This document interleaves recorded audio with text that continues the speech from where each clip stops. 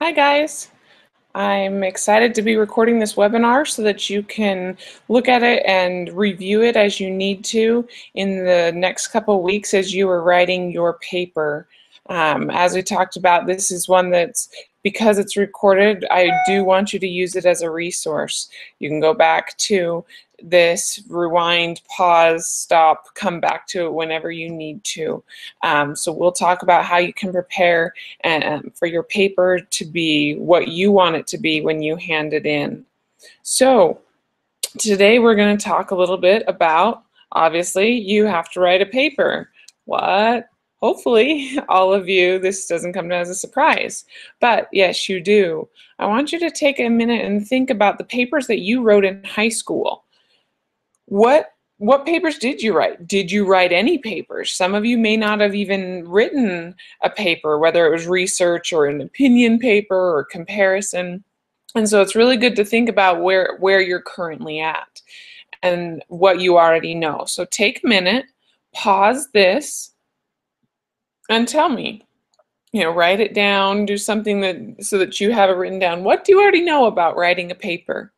Is it hard? Is there a lot that's required? Do you feel like it's easy? Do you understand how to cite things? All of that stuff. Talk about that for a minute and think about where you're at currently. I'll tell you one thing.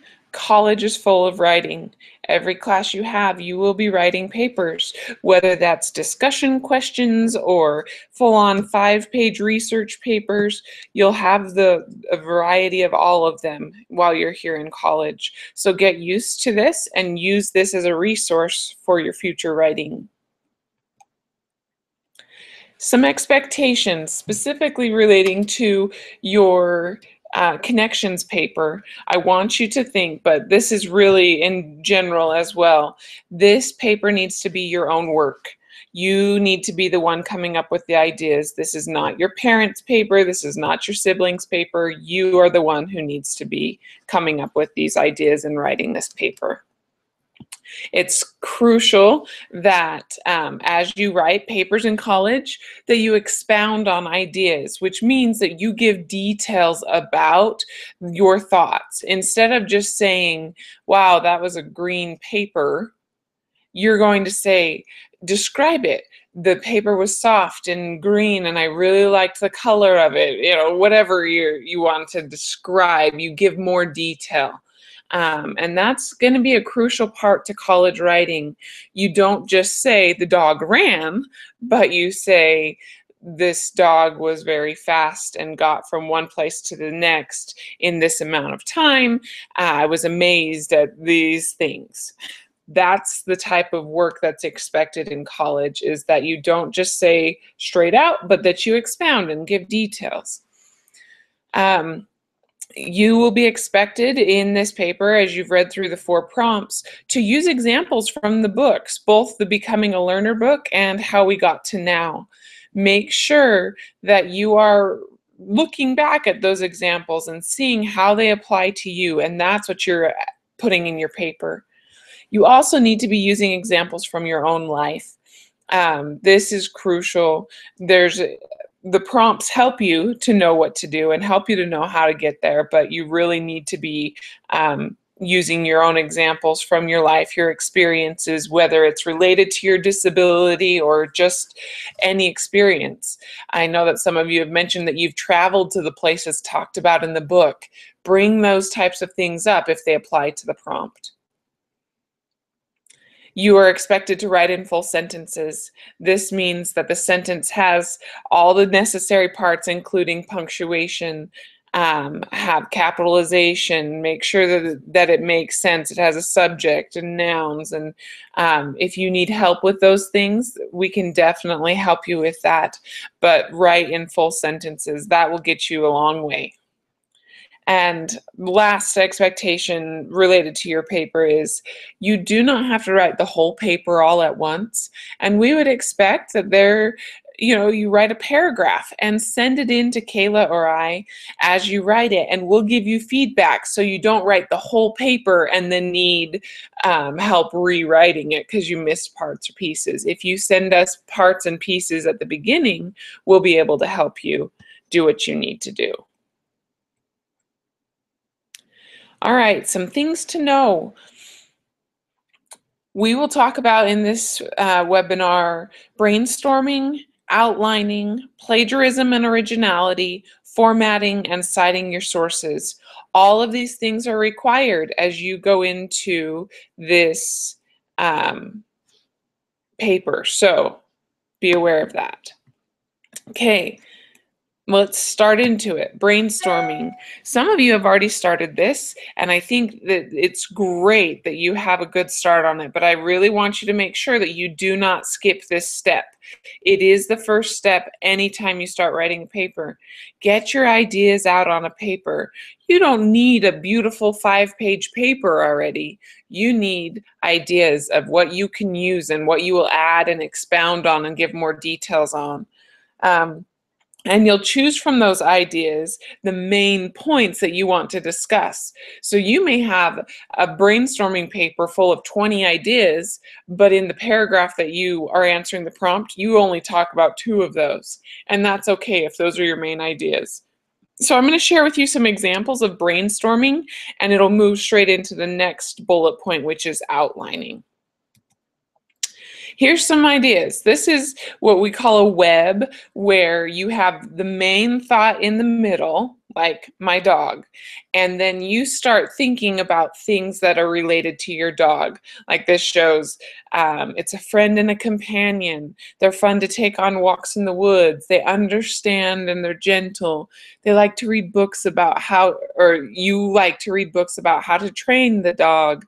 It's a fun time teaching him new tricks, meeting interesting people when I walk with him, crazy and fun loving, comforts me when I'm feeling down. So if you are writing a paper about your dog, these are all things that you might put in the paper. And this is the brainstorming phase. This is called a web. I would encourage you to do it if you haven't done it. Here's another idea for brainstorming. This is called a Venn diagram, V-E-N-N. And what it does is it helps you compare 2 things. So if any of your prompts ask you to compare an experience you've had to an experience in the book or some topic, this is a great way to display it so you can visually see. The red circle is all about whales. The blue circle is all about fish.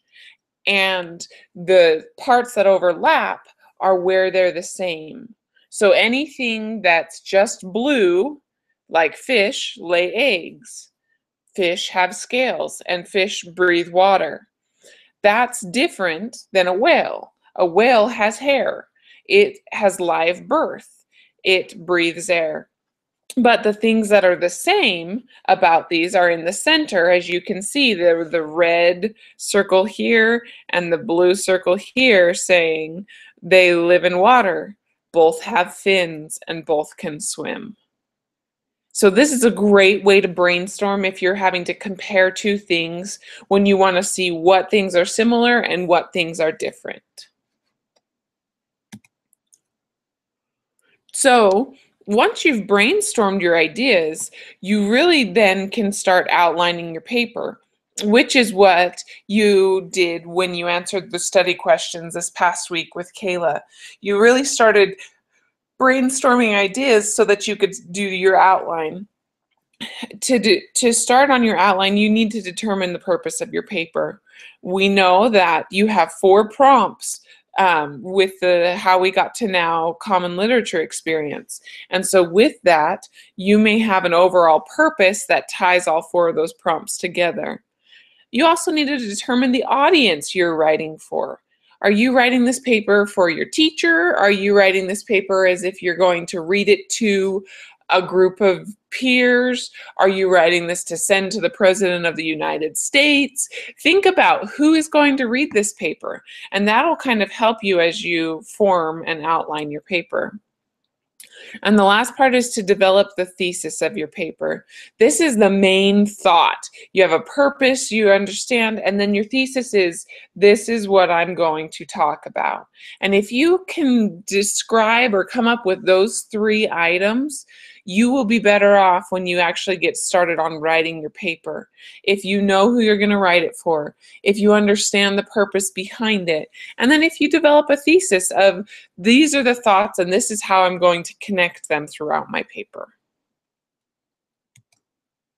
So, brainstorming, that's a crucial part of outlining. You're listing all the ideas that you want to include in your paper. Then you're organizing them. You're going to group the related ideas together. Take the questions for prompt 1, those are already organized there, so you know you need to have all those ideas together in one. In prompt 2, you have certain ideas that you need to have. So the organization is kind of already done. You just need to make sure you have ideas for each of the questions within each of the prompts. Then you need to order them. What order do you want to present your ideas? Do you want to share about one part of prompt 1 early on in the paper, but maybe you come back to it later at the end to tie it all in? That's the type of thing that you want to make sure that you're aware of as you are outlining your paper. Make sure it's very specific. You're going to talk about prompt 1, you're going to have these ideas talked about, and then you're going to just move on to prompt 2. And I'm going to talk about these ideas, but then I'm going to go back to prompt 1 because I want to tie it in. You can do that and it's okay. Just make sure that you have it outlined so that it makes sense. And then the last part of outlining is labeling. You need to create like main or subheadings so that you know what you're talking about. And here's an example. So like your study questions from this past week, we kind of helped you already break it into an outline where you have prompt 1 would be your main point 1. Prompt 2 maybe your main point number 2. Prompt 3 maybe your main point number 3, or prompt 4 maybe, or the main point number 4. But you could also break down each prompt into these. You don't need to have 5 main points for every prompt because you have limited words, but you do need to organize it, and this is a really good way to organize it. So take prompt 1. Prompt 1 says, oh, it's not coming up. I apologize. Just a second. Yeah. Sorry, I thought I had it up, but apparently it's not.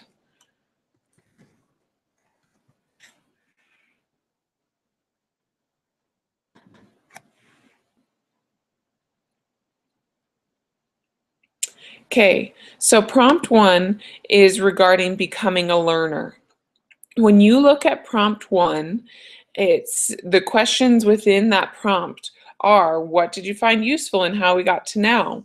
What experiences can you relate to those that you read in the text? What are some of the differences you expect to experience between being a student, or being a high school student and being a college student? In what ways can the ideas in this book help you be successful freshmen? Define what it means to become a learner. How does the theme becoming a learner connect to the topics presented in how we got to now? Okay, so you have a lot of questions and you need to now make it a 500-word part. This example outline that I have is going to be crucial because you could take one of those questions, like what did you find useful in how we got to now, and how do those experiences relate to what those that you read in the text, and make that your main point number 1. The things in how we got to now I found useful were such and such, and you have 2 supporting facts. These experiences relate to the things that I read in the text by such and such, and you have your 2 supporting facts.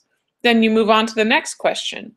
What are some of the differences you expect to experience between being a high school student and being a college student? That can be your main point number 2. Come up with some facts or some experiences that fit within that. In what way can the ideas in this book help you have a successful freshman year? That may be your next main point.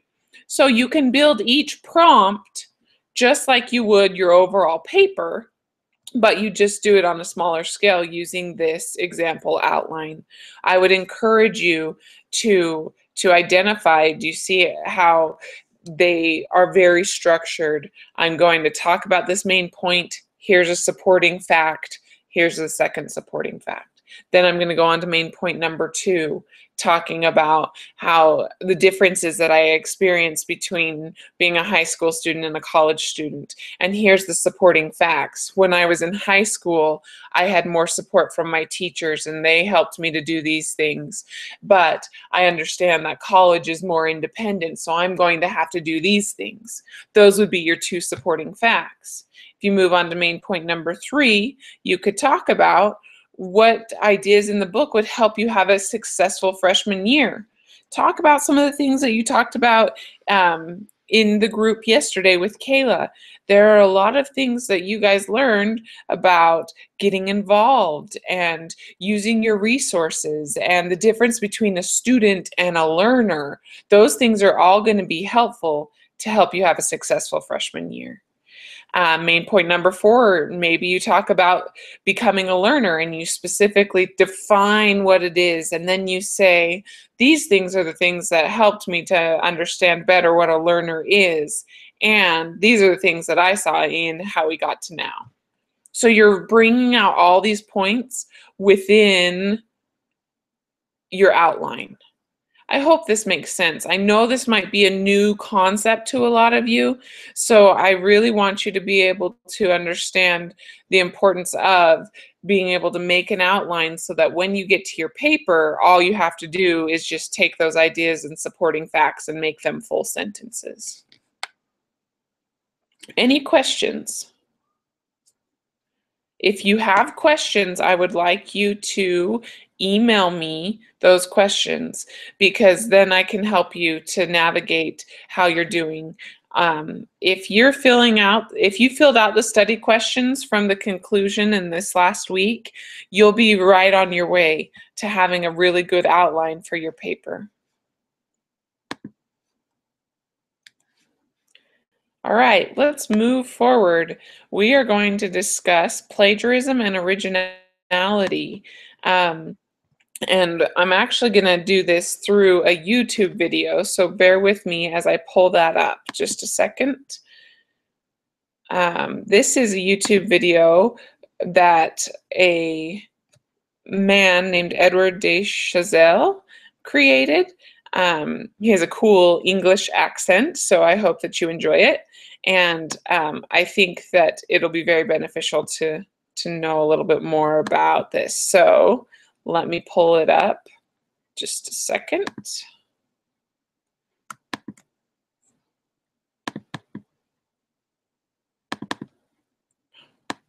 Sorry, it's being slow.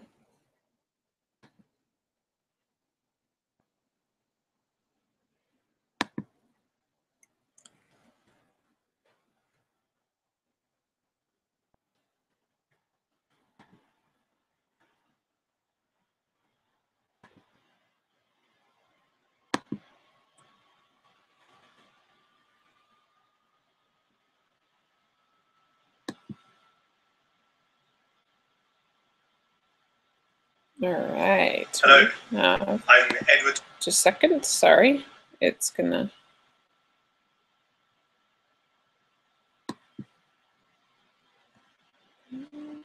And...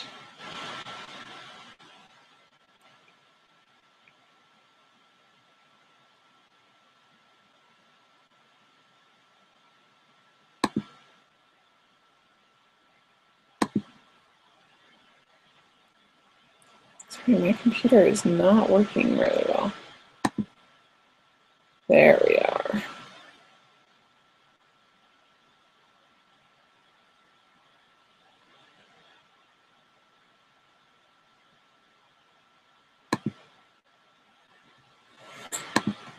Well, maybe you'll just have to follow the link on your own. Give me 2 seconds to try this one more time. I apologize, I'm still learning this Google Hangouts thing.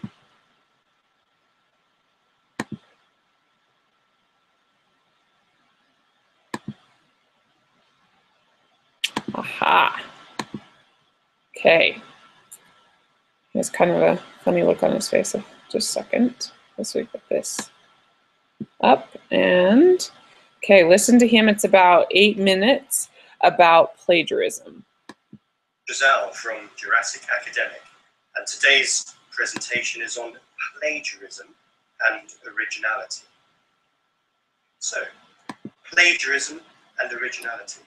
First, I need to make an acknowledgement.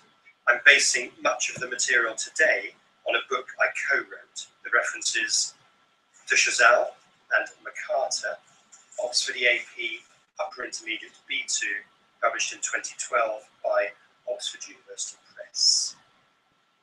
Have a look at that, pages 209 to 210, for further ideas on plagiarism. First question, what is plagiarism? Well, it's copying other people's ideas and using them as your own.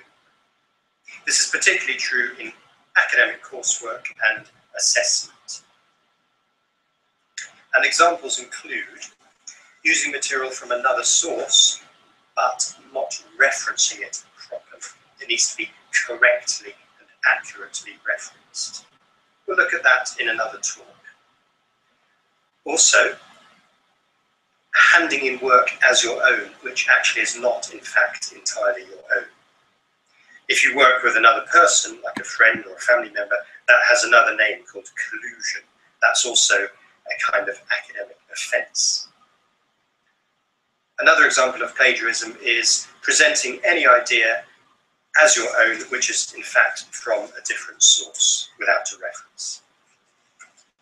Another example is handing in work for assessment, which has been assessed already. You shouldn't really gain assessment and credit more than once for the same piece of work. That counts as plagiarism. Okay, so what is not plagiarism? Well, if you provide an accurate reference for your source material, that's perfect. It's not plagiarized. Or if you write about something that everybody knows, for example, the negative effects of smoking on health, we don't need to provide a reference for that. We could find thousands of references because it's widely known, it's in the public knowledge, it's obvious in a sense. And lastly, what's not plagiarism is anything that you are expressing yourself. For example, if you say, this is convincing, that's your stance, your evaluation.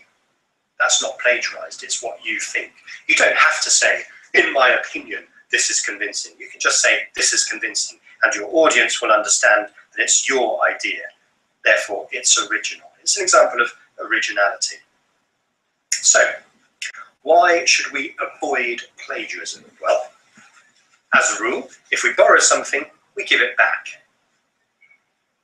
Also, think about this. Would you want to be served by a pharmacist who cheated in their exams, who plagiarized? I don't think so. You want, in the world, not only the academic world, but the real world, the business world, the world we live in, we want honesty, we want fairness. In the academic context, academic honesty is so important. It's understood by everyone. Academic honesty, that's vital. And tutors and lecturers expect their students to take responsibility to avoid plagiarism. If you plagiarize, also, you are losing a learning opportunity. That's a shame. And perhaps most importantly and last, penalties for plagiarism can be very serious, depending on the institution. This brings me to culture. Now, actually, plagiarism can vary across institutions. Definitions vary, penalties vary, attitudes vary.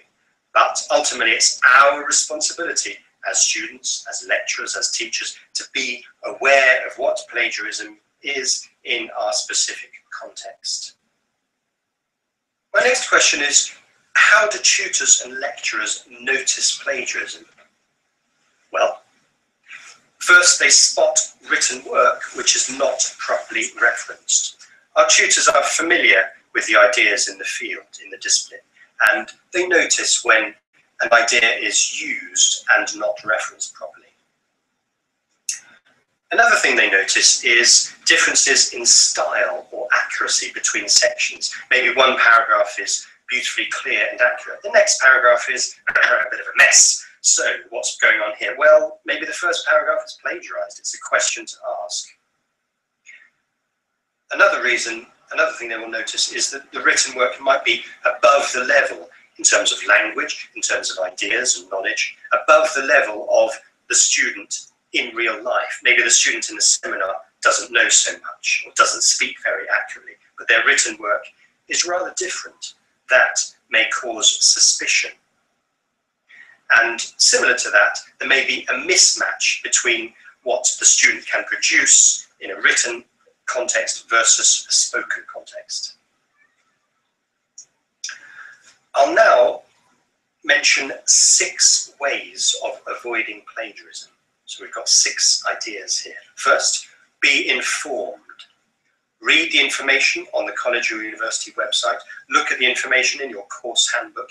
Make sure you understand what plagiarism is and keep up to date with that knowledge. It's our responsibility. Second, be honest. Don't try to deceive your tutor or anybody else. We don't do this with our friends. So hand in work that is your own. Don't hand in work that is not your own. That's honesty. Third, be professional. Follow the academic conventions. Just like in the business world, we have to follow business rules and conventions. Follow these carefully, reference carefully all the material from other sources. Fourth, be cautious.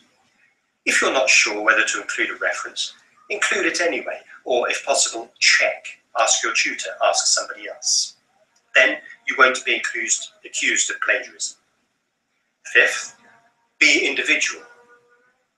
It's great to discuss ideas with other students, with other people. That's fantastic. Discuss the assignments. That's great. Share your reading. Brilliant. But when it comes to an individual piece of writing, make it your own. It doesn't matter if it's not perfect, if it's got mistakes, it's fine. As long as it's your own, you will be avoiding plagiarism. The exception to this is on a group project, of course, where we're working in collaboration with other students. Lastly, be smart. Don't avoid plagiarism because you will avoid punishment, but avoid it because you'll learn more.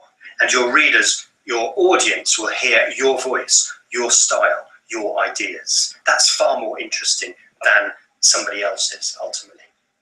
So, how to avoid plagiarism? Be informed, be honest, be professional, be cautious, be individual, be smart. Our next steps are: become familiar with what plagiarism is in our context. What does it mean? How can I avoid it? And most importantly, develop originality. Be original. Let's hear your voice. We want to hear that. This was Plagiarism and Originality. I'm Edward de Chazelle from Jurassic Academic. Thank you very much for listening.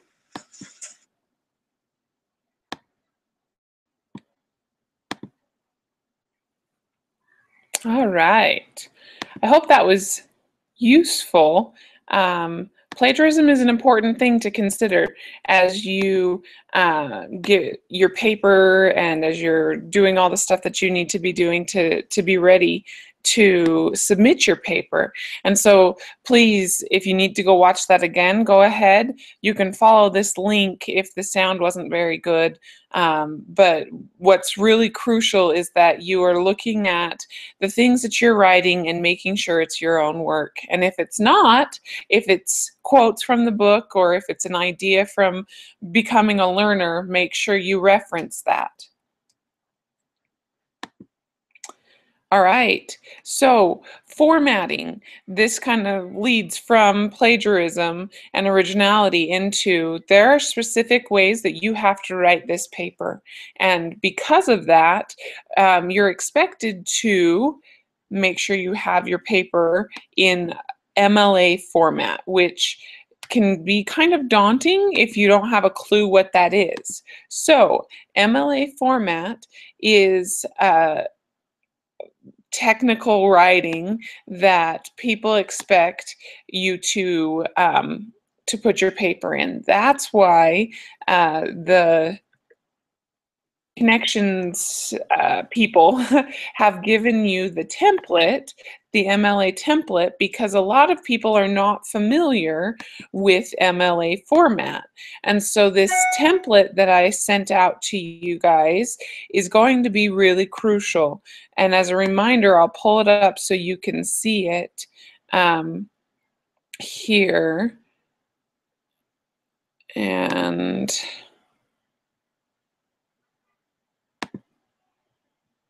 here it is. So your MLA template is this. It starts out, and in the heading, if you double click this top side, you put your last name and the page number. So if I were writing this paper, I would erase this and I would put bodily, whoops, I can't spell my last name apparently, bodily 1, because it's page 1, okay? And then I would come here and I would put my full name, Sarah Bodily, and my instructor's name. So make sure you know which connections class you're in, whether you have Dennis Kohler or Amy Wolf or Melanie Chambers. Make sure you look at that. USU 1010 is the class, and then you would put the date. You can just put the date that you start writing it. And so let's say 8/4/16, okay? Then the title of the page is Connections Literature Assignment. And right here, what they want you to do is, see this XX? It says rewrite the question you are answering here. Replace the XX to the left with the number of the question, meaning the prompt that you're answering. So the XX, you would put 1, and then put the question from the prompt right here. The question does not count toward your word count. So you would just type in here the prompt, 1 questions, blah, blah, blah. I don't know, I don't have it in front of me yet. So you would just type the prompt 1 questions here. Then you start your essay. And as you can see, you would write it just like this. You start putting the ideas from your outline into full sentences and paragraphs. As you do that, make sure, like it says here, if you add a citation, the MLA format requires that the author's surname and a page number is inside of parentheses like this. So if you quote Stephen Johnson from How We Got to Now, at the end of that quote, you should see Johnson 64 or whatever page number in parentheses behind the quotation marks. It says the exception to this is if you use the author's name in a sentence. For example, if you said, as Johnson claims, it's not just a matter of solitary genius coming up with a brilliant invention because he or she is smarter than everyone else. And that's because ideas are fundamentally networks of other ideas. Instead of writing Johnson again, like we did up here, you would just put the page number in parentheses. Does that make sense? So use this template as you go through writing your paper. Make sure you have the header with your last name and the page number. Make sure you have your name, your teacher's name, the class information, the date, the title, the prompt, your words, and then the next prompt and your words and the next prompt. All of it goes in the same paper. You just have to meet the word requirements for each prompt. I hope this makes sense. As you go through it, if you have any questions, please let me know.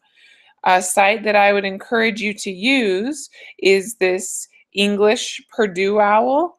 If you have questions more about MLA format, and I will show you what that is. So if you go to that link,